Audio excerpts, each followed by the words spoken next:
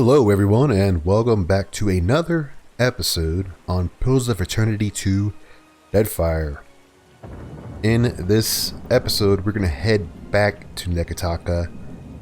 In between episodes I did level everyone up. So all of my characters are leveled up. I did get the highest level for the dragons. And I think I just leveled up spell shaping, which is pretty nice. It's one of the newer additional abilities that you can get. And let's see, also on my tank, I do have access to a really nice ability, and that is the Exalted Endurance from the Paladins, which now gives me a constant 3 health restored every 3 seconds. So I do have a lot of ways to heal with this party, so I have a lot of sustainability in this party, which will be nice. It's going to be nice when I'm fighting mobs that do a lot of damage. I'll have a ways to out-heal them. And of course, when I get rid of Xoti and get my healer back, then we'll have a lot of endurance in those longer fights that are later to come. Eder also leveled up, nothing noteworthy there. And of course the Ranger and Xoti leveled up as well. I did go back and I killed the looters just to get some more money off of them. I did get some of the stuff from here and here. And I also found there's a body here that I found that gave me some armor, some good armor. Alright, let's head back to Nekataka now.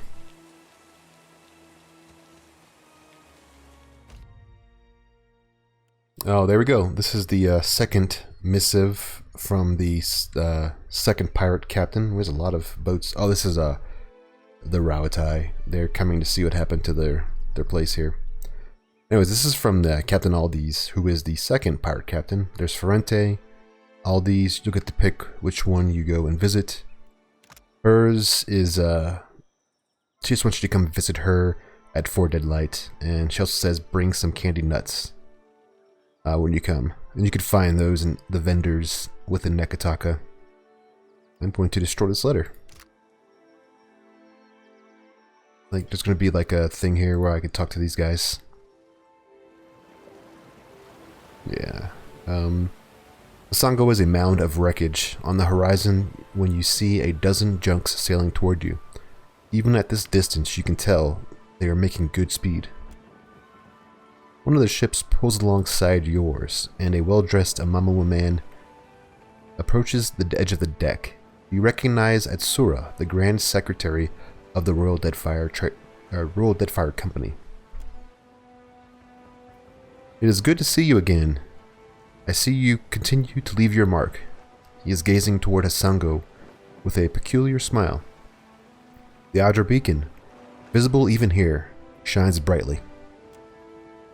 Though it surprises me that you are still a stranger to many in Nekataka, I suspect that will soon change. Pleasure to see you again. Your manners do you much credit. Want to extend the thanks of the Royal Deadfire Company. I keep wanting to say trading, it's not trading, that's the other one. Royal Deadfire Company, for what you've done here. He raises one hand toward the Adra beacon. You've restored a valuable asset, whether or not that was your intention. He gives you a quick, sly smile. The others at the palace will want to hear of this, no doubt, and you may as well take credit while the deed is fresh. Okay, I'll say nothing. Go to Serpent's Crown in Nekataka, and later come and see me at the Brass Citadel. We can discuss your progress with issues of mutual interest. There. He nods. At any rate, I have much to attend to, and it seems you do as well. Clear skies, Captain Mighty's Watcher. Atsura nods as his crew makes ready to sail once more. Okay, let's pause that there. So we are on He Waits in Fire, but we have to go to Nekataka first. This is the main quest. It is difficult though. So we are a couple of levels below where we should be. And this is actually the last place before we go to the final destination. So we have a lot to get done in between going to Magran's Teeth and now. So we have a lot of things to get done. We also have to go to Motoro Okozi, which is probably the next place we'll go, but we'll get there when the time comes. What I want to look at now is actually some of these bounties. So Nomu, okay, northwest of Nekataka. So this is actually at Nekataka as well. Dorges was last seen traveling in the wilderness of Crookspur Island. Okay, so we have two places we can go to get bounties. We also have this one here. This is east of Nekataka. And Rudolph.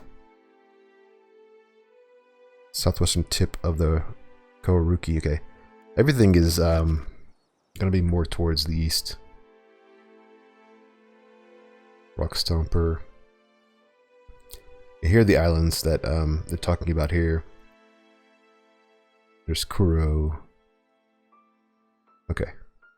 So, one last thing I want to look at before we go is mapping Tigawara. Where's that at? Tigawara. Oh, it's over here. Which is pretty close to where we need to go. We have a lot to do on this part of the map. Alright, let's head to Nekataka. We have a couple of things we need to do here. We need to help Jote out here. We also need to help with the quest progression for Eder.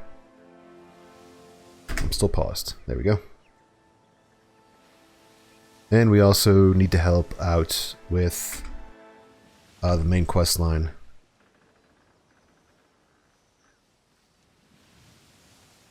You blink and find yourself standing in the knee-high grass of an endless field, with the day just falling into dusk.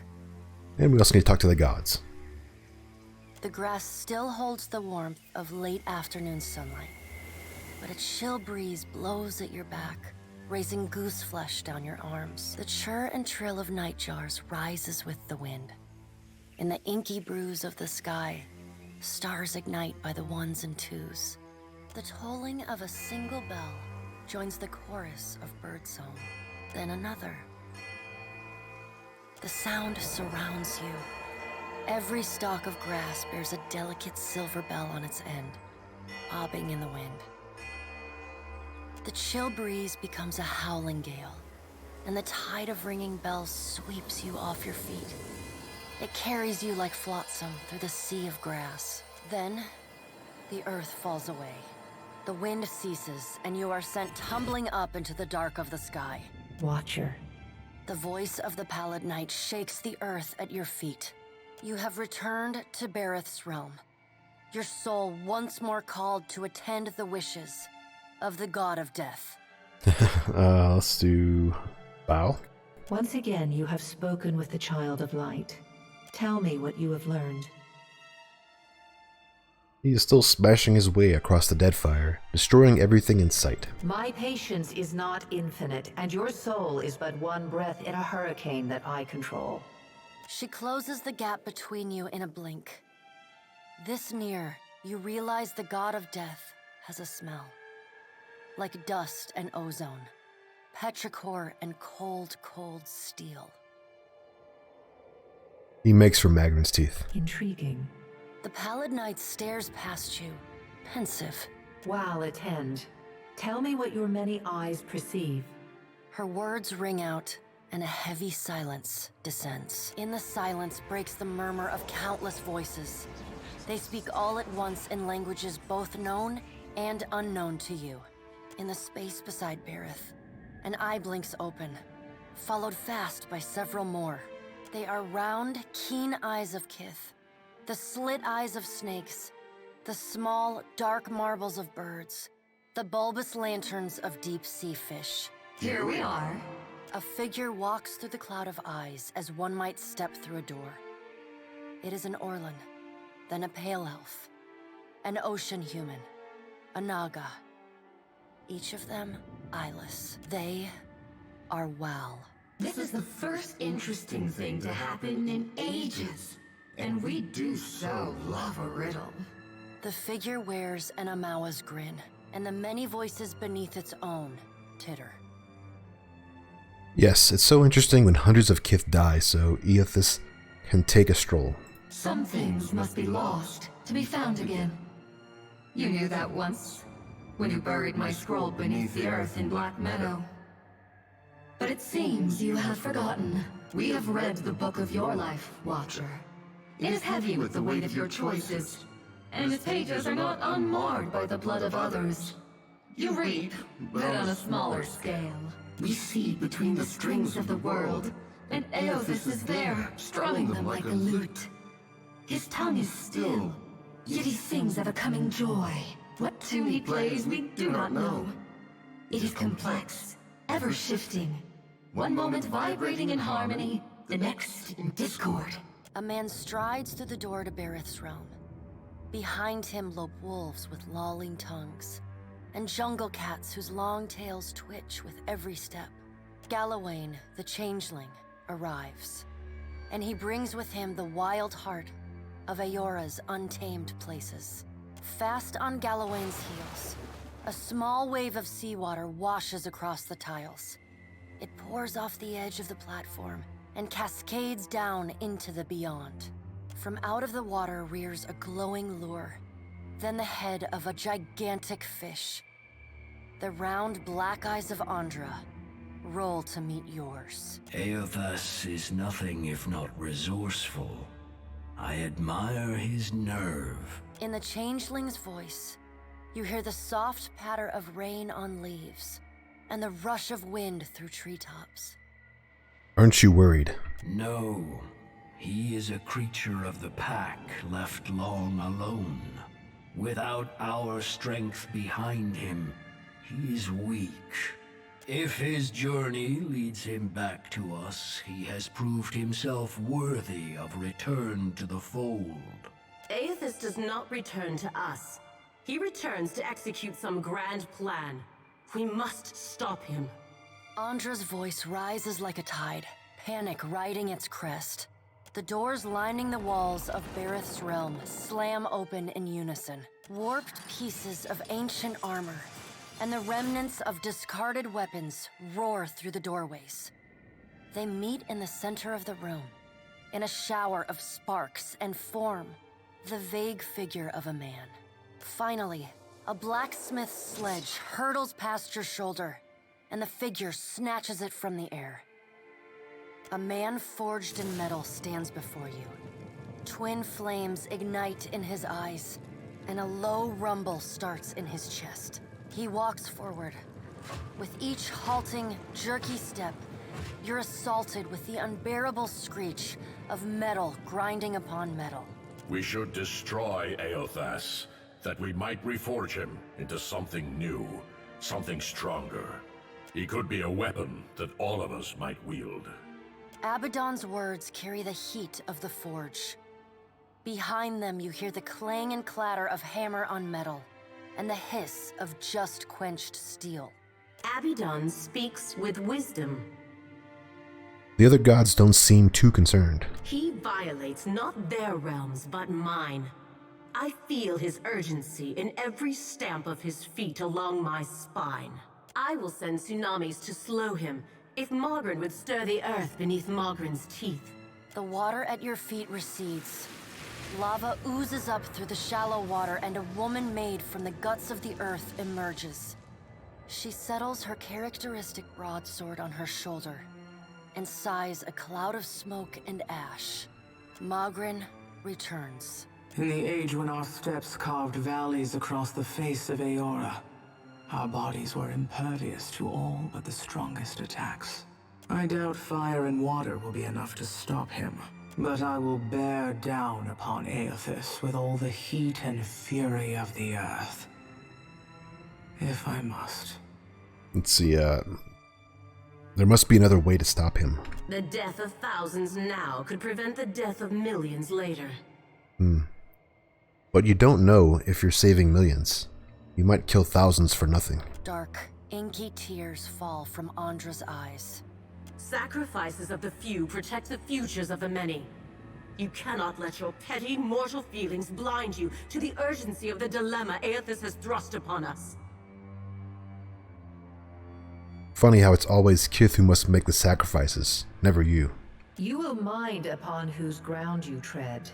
The pallid night watches you with keen, predatory eyes. The deep, bellowing cry of an aurochs shakes the ground beneath your feet. The cry drones on and on, a moan without end. Wal's many eyes squeeze shut. Andra slips back beneath her waves. Magrin dissipates in a swirling cloud of steam. Galawain's beasts cower and whine. Only the pallid night stands impassive. My end comes to all things in time.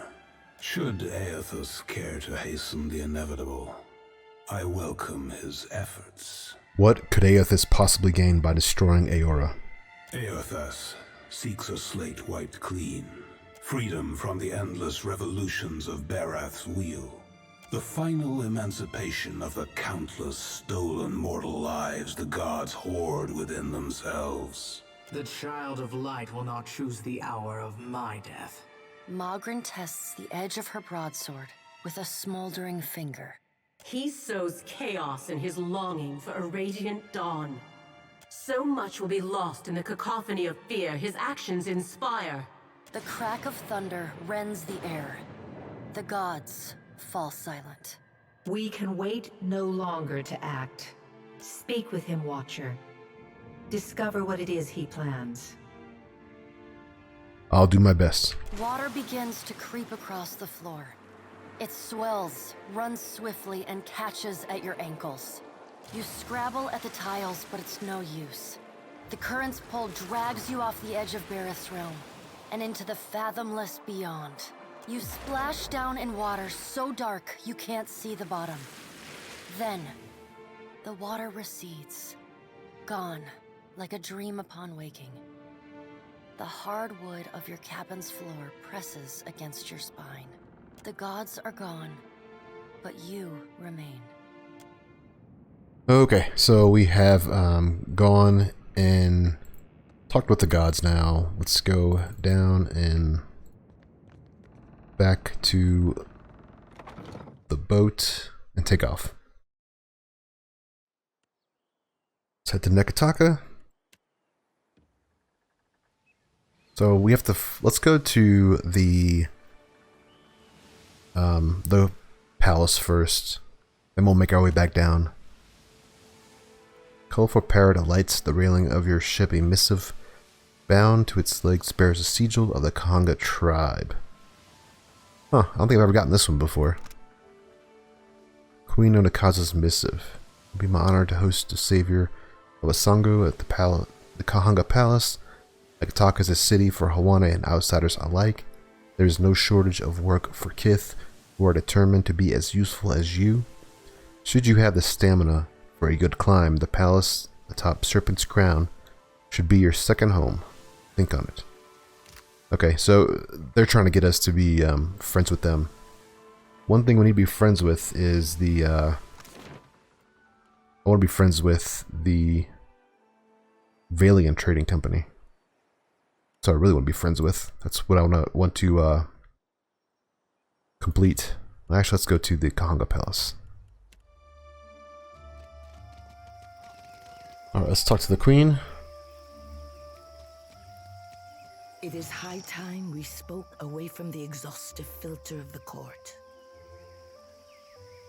The Queen has affected a far more relaxed posture. A pair of tigers lounge indolently beside her seat. My children, Kahopa and Tangaloa, it is to them that I answer when dignitaries do not pound at my door. She pats the head of the massive tigers, smiling as they lean into the gesture. I think I speak for all of us when I say we'd be honored to pet your children. Go on, Eder. You take the honors. Trick with cats, of course, is you gotta ignore him first. Get him interested. Eder rocks back and forth on his heels, averting his gaze from the cats. Yet every few seconds he slips up and peeks at them. We are of one mind. My mother taught me to bait an enemy into the open. Give it comfort and confidence.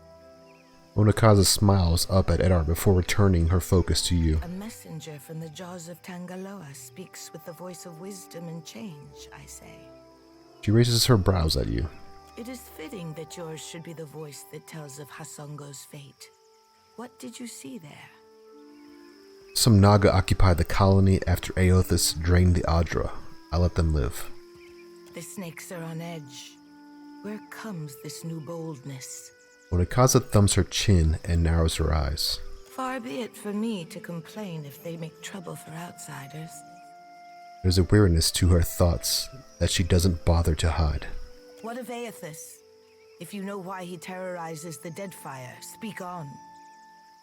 Aothas is heading for Magrin's teeth. Tapping her chin, Onakaza nods and weighs the matter. At length, her expression spreads into a pleased and knowing smile. If Aothas makes for Magrin's teeth, I say the Rathun will grind him to dust for the praise of their warrior matron. Her brow rises with interest. Even if they fail, it will be an enemy cleared from my plate. This is the gratitude of Nagati, I say. I doubt anyone could even slow Aothas down, much less stop him. Optimism has not abandoned me yet, Watcher, but I note your thoughts on the matter. From Port Mage to Hasongo to Magrin's teeth, Aothas follows a rich vein of Adra. It takes him northeast to more interesting territory. In the deepest memory of the tribes, we have told stories of Magrin's teeth. Embellished sailors' fables, Akira, but not without some truth. My people speak of treacherous seas, lakes of fire, and the ancient warriors hammered to life on Magrin's anvil. Onakaza props her chin on her fist and looks you up and down. Ashen Maw is the grandest and most accessible of the peaks. It is the sharpest tooth in Magrin's jaw. Prepare yourself for a fight. I will, Highness. If you make preparations in Nekataka, I say we can help each other. She sits up straighter and regards you with a level expression. I must keep the city's peace, and I have only so many arms and eyes. While the Deadfire screams, I would see Nekataka outlast the storm to come. What do you need from me? What I need is a lasting peace that will outlive my dynasty. But I will accept peace of mind for now. What do you know of my water shapers, Herald of Berath? I know they gave Rawatai no end of trouble in their early advance. Akira, if you recall history, then you know why I am protective over the guild. My water shapers are the levy holding back Rawatai's advance. An adept standing at the prow of a war canoe is enough to send the fleet scrambling for the shallows. This reminds me, I owe the Hazanui a basket of koiki in remembrance of the Battle of Nekaro Atoll. Sounds like a kind gesture. Akira, you think so? I am counting on the Hazanui seeing through my condolences. While the problems of Aothas and overindulgent admirals plague these waters, I have summoned the masters of water shaping to Nekataka. Now would be the time to confer with Guildmaster Myru, but she does not answer my summons. Do you think something is wrong? It is too early to grow a forest from this coconut, but I would not dispatch you if I felt at ease. The guild can suffer no setbacks. If Myru shirks her duties, her queen would know the reason. Nagati, do not abandon us now. Onikaza turns her gaze back to you and flinches. This was not a thought she intended to share. Okay, so we have to go to the Water Shaper Guild. There are many things that move through fire and find themselves the better for it afterward. Alright, I am back. I just skipped the travel time that it would have taken to come from Serpent's Crown all the way to the Temple of Gaun. So she wanted us to go check out the Water Shapers Guild, which is in Pariki Overlook. We'll have to go there in the next episode. That's going to be a longer segment. So for now, we can just take care of the last 2 quests we have here. Let's go to the statue. Here's where I do the ritual. Right here. Right there under the statue of Gaun. Alright, let's take care of this one. Leave it to me. Rubbing the back of her neck self-consciously, Xoti casts her gaze to the side. Nothing like a homecoming to make a girl remember her roots, even if they are dried up and half dead. She sighs, nudging a bit of mud from her boots before she lifts her face to settle on you with her big, dark brown eyes. Sometimes I wonder if my brethren don't think I got black ichor running in my veins. They just don't know your value. Why are you so fine to me, Watcher? Shakes her head hard. Makes me think untoward things. Gives me notions I don't need to be getting. I can't risk straying when I got a duty to Gaun. We came here to cleanse your soul. Alright. Yeah, I'm ready. I've done this before, but never with such a full lantern. You may want to stand back. The experience can be somewhat intense. Kneeling before the statue of Gaun, Xoti set her lantern between her knees. Head bowed, she presses both palms to the copper cage. A low chant lifts from her lips. As it grows louder, the light from her lantern glows brighter, as does the lantern that the statue of Gaun holds in one skeletal hand. The 2 lights pulse in rhythm with a chant resonating with each other, twin heartbeats that pound faster and stronger until the light from Gaun's lantern bursts outward in a shower of violent hued rays. The essence bathes Xoti bent form, making her jolt upright. A cry escapes her. Don't know if I feel cleaner, but I feel something. Blessed for sure. Xoti offers a half smile as she retrieves her lantern, trembling fingers curling against the gleaming metal cage. Let's just hope it lasts, because my lantern feels as heavy as ever, full to brimming with essence, like dark water spilling over my mind. Why are you gathering souls in your lantern? I was born to reap souls and lead them to the light. Now with Aethys dead, and these dire visions, I think I need to shield them from a hell gone dark. But the more I gather, the more my mind turns to tatters. So, what if you didn't collect souls anymore? That ain't gonna happen. Grinding her teeth, she shoots you an incredulous expression. You'd ask me to turn my back on my god? Alright, let's be off. Alright, I'll be right behind you. Okay, so that's one part. This next part is going to start a quest up. Where's that lady at? The lady for Eder.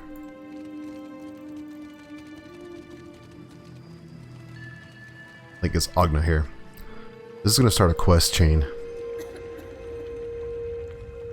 This woman's unceasing smile and direct, violating gaze gives a strong impression of someone selling something. Light of Aethys be upon you.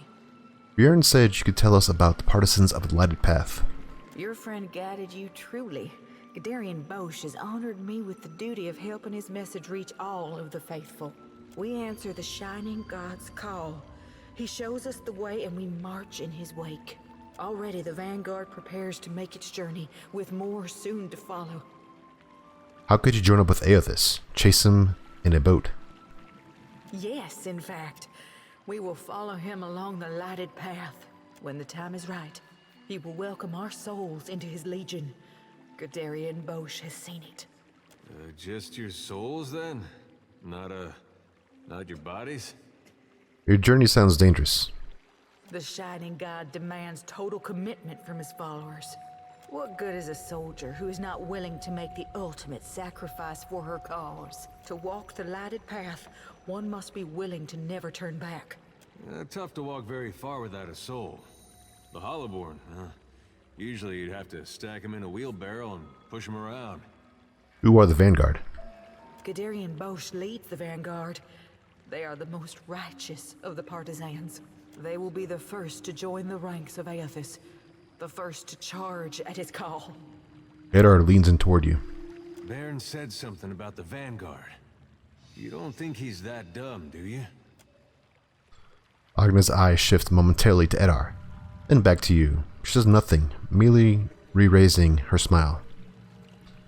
Do you have a list of the people in the Vanguard? We want to see if our friend is among them. The Vanguard know their own, and Gadarian Bosch knows them. Beyond that, we keep such information private. Eder turns his head away to hide a look of exasperation. But then it shifts, his body suddenly hopeful. He looks back at Agna. If they know their own, what do you think they'd say to a couple new members? Can we be in the Vanguard too? I'm afraid you cannot. The Vanguard is reserved for the most faithful among us. You have not even joined the partisans. There must be something we can do to change your mind? It is no longer in my power to help you into the Vanguard. We would still welcome you as a partisan. Listen, we didn't come for that. There's somebody in the Vanguard that doesn't belong there. He's young and he lost his mother. He's not thinking real well. We just want to get him back home. Can you tell us where they'd be? Your friend has embraced the call of his god. He is of rare faith to have requested entry into our Vanguard. Perhaps he is not the one in need of saving. Eder rakes his hand over his face as though he forcibly keep it composed. He looks at you. This is going nowhere. Come on, let's get out of here. I'll think of something. Very well. Agna nods, her expression no different than when you first arrived. Okay, so this is going to start a chain that's going to take us to out back at sea. The thing is that we're going to have to chase these boats. So I'm going to end it here, and then the next episode we'll start that process. That's going to be it for now. I thank you for watching, and I will see you in the next one. Goodbye.